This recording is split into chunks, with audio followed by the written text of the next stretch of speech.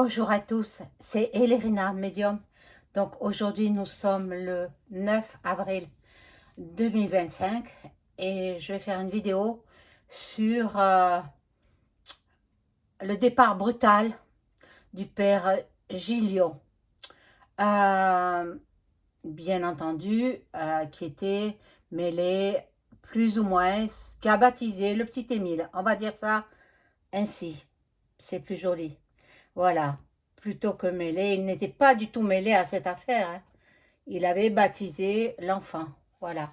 Je voudrais savoir pour quelle raison il s'est ôté, on va le mettre entre guillemets, hein, ou on l'a aidé à ôter sa vie. Parce que venant d'un prêtre, moi je n'y crois pas du tout, hein. Il nous raconte des canulars, ils vous font gober tout ce qu'ils veulent dans les médias mainstream. Moi, je ne les regarde pas, hein, mais de temps en temps, je tombe dessus, mais bon, voilà. Alors, il y en a un qui dit aussi, oh, les Américains, ils sont en faillite, etc. Mais non, les Américains, ils sont en train de remonter leur pouvoir d'achat. Tous les tous les fonctionnaires américains qui ne servaient à rien qu'encaisser l'argent à la porte. Hein, c'était à la charge d'Elon Musk qu'il a fait ça. Voilà, donc faut pas croire tout ce que les médias nous racontent, hein, c'est que du mensonge pour nous faire gober que la France, elle va bien. Non, la France va très mal, très très mal. Elle est en train d'être détruite. Nous n'aurons plus, nous serons apatrides dans notre pays. Ils font venir ceux d'Afrique. Pourquoi il est parti en Égypte là-bas et en Afrique, il a fait plusieurs pays d'Afrique, le premier là, du palais, avec Brijami. Je peux pas l'appeler un homme, je peux pas l'appeler une femme, alors mi-homme, mi-femme. Bon, c'est incroyable. Bon. On verra quand Candace Owens va sortir ses dossiers. Aïe, aïe, aïe, hein, parce que ils ont fait supprimer un livre qu'avait écrit un journaliste qui a enquêté sur cette histoire. Eh bien, ils l'ont fait supprimer, mais pour quelle raison? Parce que ce n'est que de la vérité, c'est tout. Enfin bon, ça, Duck Duck va mettre tout au clair. Et vous allez voir, parce que moi, j'ai quand même des contacts, hein. Outre-Atlantique, j'ai quand même des contacts. Ne croyez pas que je reste sans rien faire de la journée. Non, j'ai d'abord ma clientèle à m'occuper, j'ai ensuite ma vie privée aussi, et les contacts avec qui je communique outre-Atlantique. Voilà. Alors, je vais commencer par faire brûler la bougie de sa Sainte Thérèse. Sainte Thérèse, priez pour nous, priez pour nos abonnés, tous les abonnés. Priez pour la paix dans le monde. Voilà, donc, bon, c'est vrai que je viens quand je peux, hein, faire une vidéo. Je ne peux pas tous les jours en faire une. Malheureusement, je voudrais, mais mes diverses occupations m'en empêchent. Voilà, donc,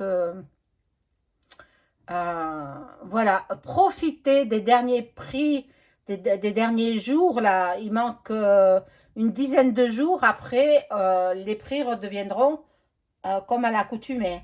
Je fais des prix promotionnels pour une voyance complète. Voilà. Ou alors une écriture automatique.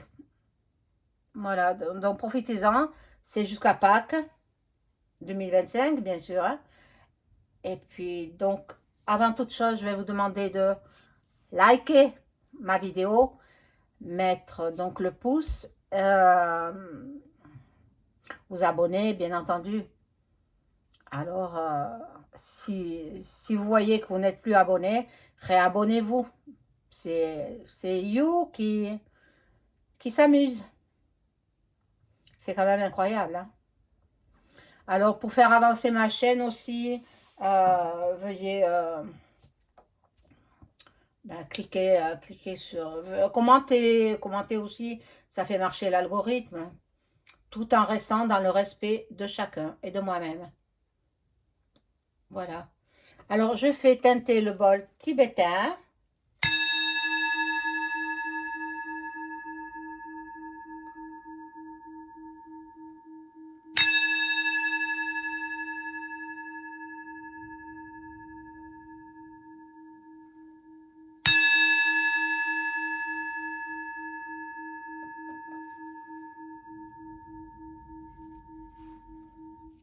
Voilà. Donc, ce pauvre prêtre qui a mis fin à ses jours, euh, aidé par quelqu'un, certainement. Un prêtre, c'est interdit par sa fonction de prêtre de s'ôter la vie. Il n'a pas le droit. Hein, il le sait, il n'a pas le droit. Et bon, dans des cas, s'il savait des choses au sujet de la disparition de l'enfant, euh, il était en droit, ça s'était permis par ses fonctions de prêtre, dans les confidences, c'était permis qu'il aille voir les forces de l'ordre. Donc, moi, à mon avis, on va voir dans les cartes ce que nous disent les cartes. Mais à mon avis, vous savez ce que j'en pense. Hein. Bon, en plus, euh, il a absorbé plusieurs médicaments, plusieurs cachets, l'un après l'autre, en prière, à genoux, devant son lit, en prière. Non, mais ils nous prennent pour quoi? Mais ils nous prennent pour des moins que rien, ils nous prennent pour des demeurés. Mais qui va croire ça? La personne, elle s'en fiche, elle va pas rester en prière. Mon Dieu. Alors, Alors j'ai appris que tous y sont partis, toute la famille est partie en vacances dans un lieu tenu secret. Euh, L'avocate du monsieur, du patriarche, est au courant. Mais ils n'en parlent pas. Hein. Là, ils n'en parlent pas. Bon, j'espère que ça va pas faire comme le petit Grégory et que là, on va savoir. Hein. Il faut qu'on sache. Alors là, maintenant, je m'occupe du pauvre homme d'église qui... Moi, je ne le crois pas. Moi, je ne le crois pas. Moi, franchement, je ne crois pas.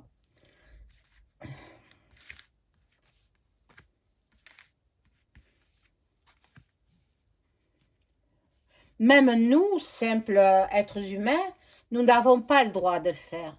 Il n'y a que Dieu qui donne et enlève la vie. Hein? Voilà, donc...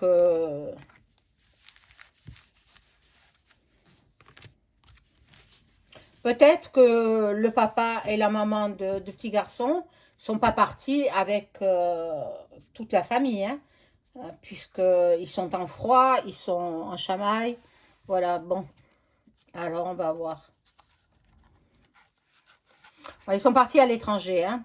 Voilà, c'est eux qui ressortent. Ils sont partis à l'étranger, sous le soleil. Ils sont partis sous le soleil.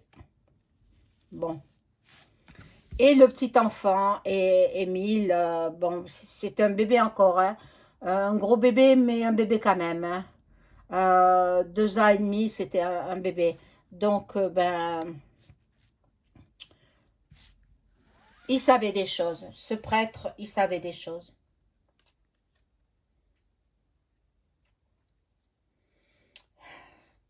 C'est à la fin de l'hiver, le 15 mars, qui se serait donné, qui serait passé de vie à trépas. Bon. Et les autres là-bas, ils ont la chance, ils connaissent énormément de monde et des mondes bien placés. Donc, bon, on verra après avec un autre jeu qui est celui qui a ôté la vie à Émile. Bon, c'est vrai qu'il avait des tendances dépressives, ce prêtre, parce qu'il s'était chamaillé avec avec le patriarche, pour une histoire de journaliste et parce qu'il avait donné des photos aux journalistes. Mais les photos, qu'est-ce que c'est? Non, il devait avoir révélé des choses aux journalistes. C'est pour cette raison qu'il a fait évincer de l'église, qu'il a fait évincer du hameau, et puis il n'a plus voulu être ami avec cet homme d'église. Bon. L'autre là-bas, il a la corne d'abondance, il est richissime, hein. Attendez, pour avoir, il avait le van avec les 2 chevaux là-bas, dans le village du Haut-Vernay, il avait 2 chevaux, et bon, il faut pouvoir entretenir des chevaux, hein. Je sais pas si vous pouvez, moi je peux pas. Bien que j'aime les animaux, un cheval ça coûte cher. Ça coûte cher en soins, ça coûte cher en alimentation, et puis à l'achat aussi.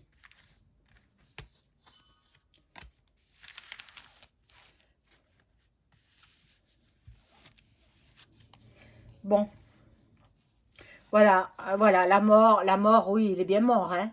Ben, il est bien, bien mort, malheureusement, malheureusement. Euh,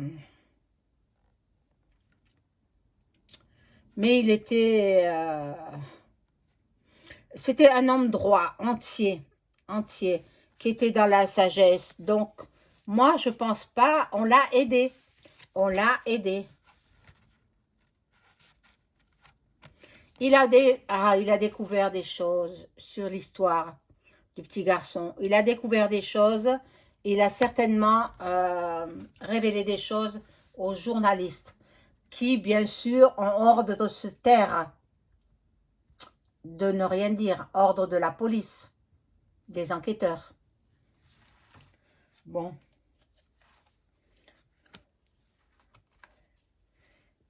Et là, il y a les... Moi, je pense qu'il n'est pas mort en prière chez lui, hein. Il a été invité, je crois que je l'avais dit dans une précédente vidéo, il a été invité par,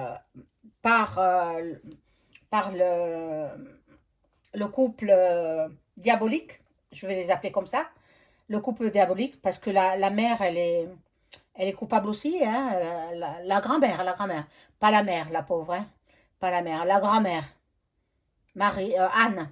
Marie, c'est la fille, la maman d'Émile. Et Anne, c'est la grand-mère d'Émile. Donc, il aurait été invité à manger au restaurant pour remettre tout à plat, pour remettre peut-être l'amitié, hein, entre guillemets, hein. C'était un piège. C'était un piège. Donc, ils ont commencé certainement parce que sinon, ils risquaient la prison, hein. Ils ont commencé à lui mettre des substances toxiques dans sa nourriture ou dans son verre. Bon. Il est parti très rapidement, hein, très rapidement, parce qu'ils ont mis une substance très toxique. Voilà, donc c'est pas lui qui s'est donné la mort, hein. C'est pas lui, c'est pas lui. Bon, je vais prendre un autre jeu. Oh mon Dieu, le pauvre prêtre. Alors, je vais prendre le jeu de... Hop, celui-ci, c'est... je sais pas comment il s'appelle. Le Keeper. Le Keeper de Ciro Marchetti. Hein, voilà. Alors, je vais demander... Est-ce que c'est le prêtre qui s'est donné la mort? Claude Gilliot, hein? J'ai bien retenu son nom cette fois-ci.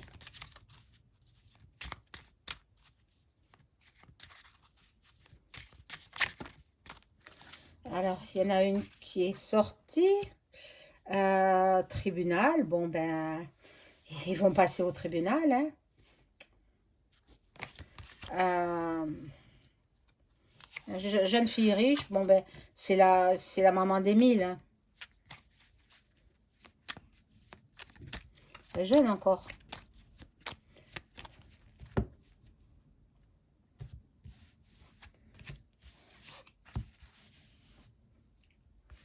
Alors, je mets une troisième.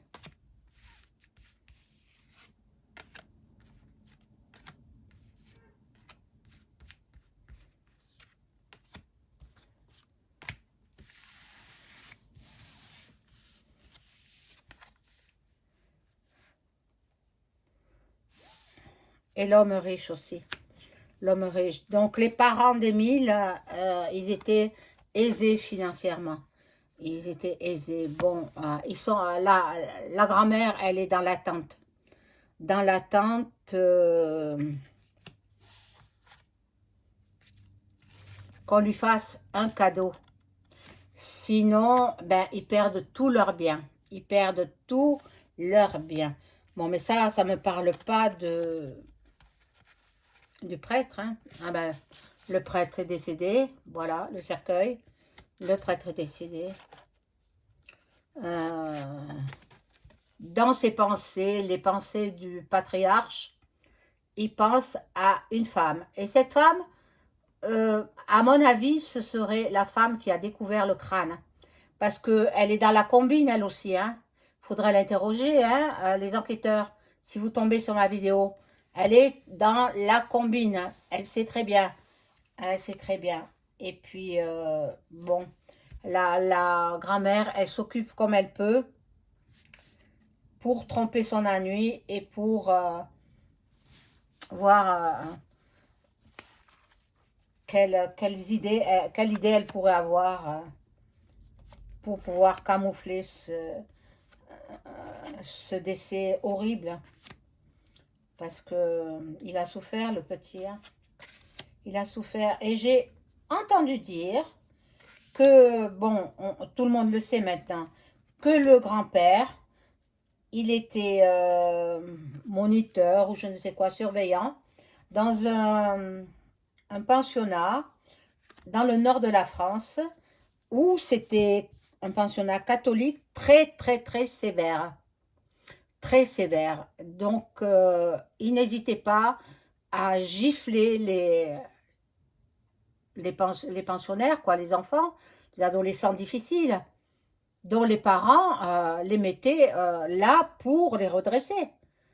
Et bien, n'hésitez pas à donner des coups de pied, botter les fesses, et puis donner des coups de poing aussi, et des gifles. Pour rien, comme ça.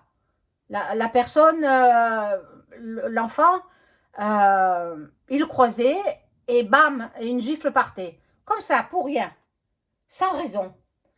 Mais il est malade, cet homme. Hein. Il ferait bien d'aller voir un psychiatre. Il est vraiment malade. Hein.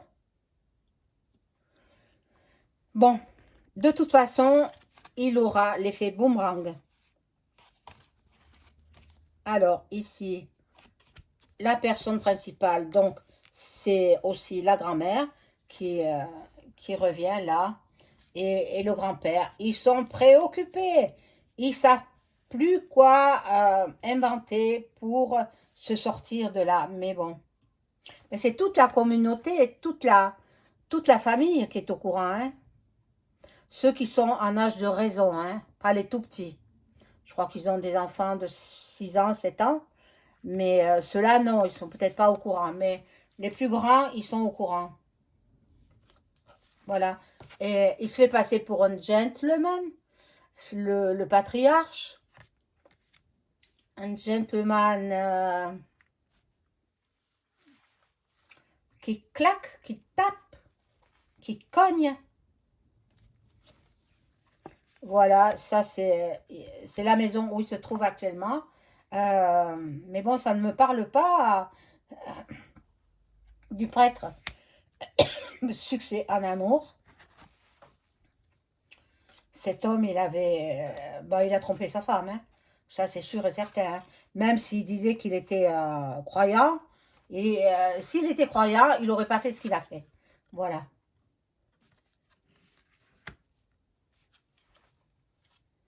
Donc, il y a de l'argent, là. Non, ce jeu, il ne me parle pas. Une personne fausse. Bon, on va voir avec l'oracle de Béline.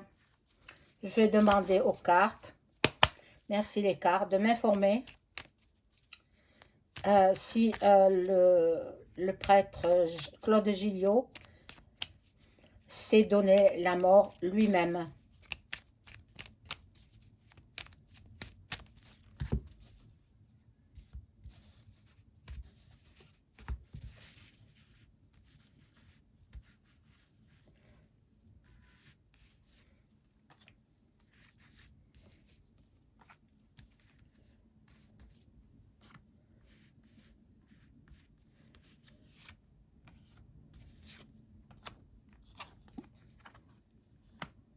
C'était un homme intelligent, je pense qu'il était professeur aussi. Il allait dans une université et puis il allait enseigner. Bon, il était d'Aix-en-Provence, hein. Là, il y a l'Union. Bon, il est tombé dans un guet-apens. Bon, voilà, la justice qui est là.